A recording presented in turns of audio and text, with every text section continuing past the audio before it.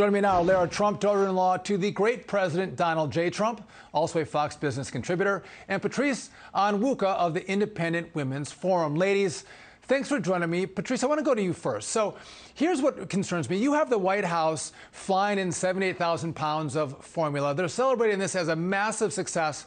But they knew at the end of the year, Patrice, that they were going to have an issue with baby formula, if not at least in February, when they shut down the Abbott plant with the FDA, they were going to have a baby formula problem.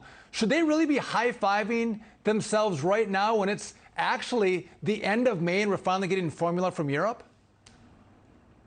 Hi, Sean. No, this is not a time for a high five. This is a little bit of relief for some desperate parents out there who are going to great lengths to feed their babies. That's understandable. But let's not forget that the government has been behind the ball on this issue. I mean, I've been seeing empty bare shelves for baby formula since last year, and there have been complaints about this. So the question is, why hasn't government stepped up? Well, probably because government is behind a lot of this, behind the market distortions, behind the high tariffs, and behind the limited competition that has put us in such a vulnerable position to begin with. Yeah, Lara, I look at this and I'm like, we can't feed our babies, right?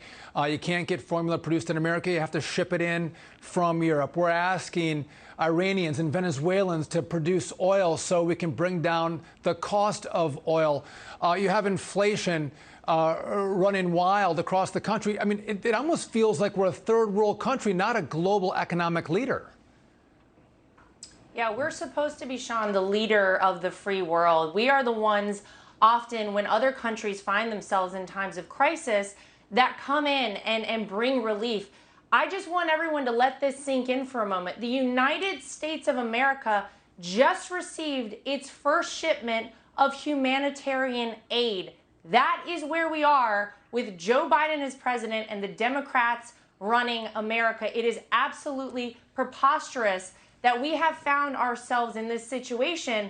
And yes, it will provide relief temporarily for a few parents out there, but even 78,000 pounds isn't going to get that far. This is almost like how Biden, tapped the Strategic Petroleum Reserve in an effort to bring down the cost of gas. Sean, we still haven't seen that happen. So this will be a very temporary relief. But then what happens? And who's footing the bill for this?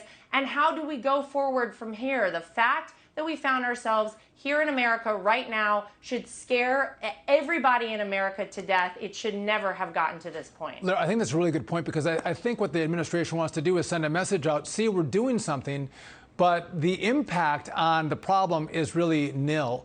Patrice, I think, women voters, suburban voters, women across the country are a huge get for Republicans and Democrats. They fight over them. And I look at the women vote and you go, okay, you can't get formula for your baby. You can't send your kids outside to play because of crime. You can't fill up your car. You can barely afford groceries for your family. Do women voters who trend a little bit Democrat, do they start to rethink their allegiance to the Democrat Party and say, well, maybe Republicans are better for my pocketbook and my safety and feed my baby?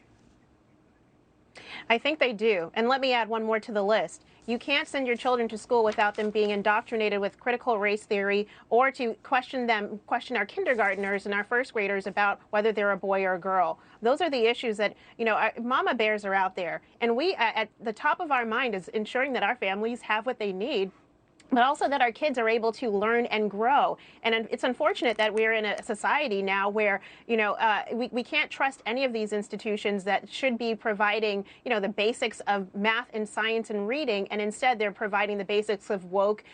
And so I do think that we're going to start to see the needle move, particularly with those suburban moms. And that's going to be a welcome step, because I think they'll begin to realize that the party that claims to be the party of women doesn't speak for women, doesn't represent women, and certainly doesn't help women when it comes to their families and when it comes to their pocketbooks. Lara, final thought to you. I guess I agree with Mama Bears. You can mess with a lot of things, but you mess with their kids, whether it's CRT and transgender and baby formula, and putting gas in the minivan to get to soccer practice. They roar back and they're pretty angry. What say you? Absolutely. I think we're going to see it in a big way. I think this midterm election, unlike any election we've ever seen in America, will be about the parents. We saw it happen in Virginia, where a blue state elected a Republican governor in Glenn Youngkin. We saw that happen back this past November. I think as we head towards this November. The catastrophes will continue, unfortunately, in America, thanks to the poor leadership we have in place right now. And I think the moms, dads all across this country are paying attention. They're coming out, they're voting for their kids, and that is a vote for Republicans for sure. You know what? Don't mess with moms, and you'll feel the pain at the ballot box if you do. Ladies, thanks for joining me. I appreciate it.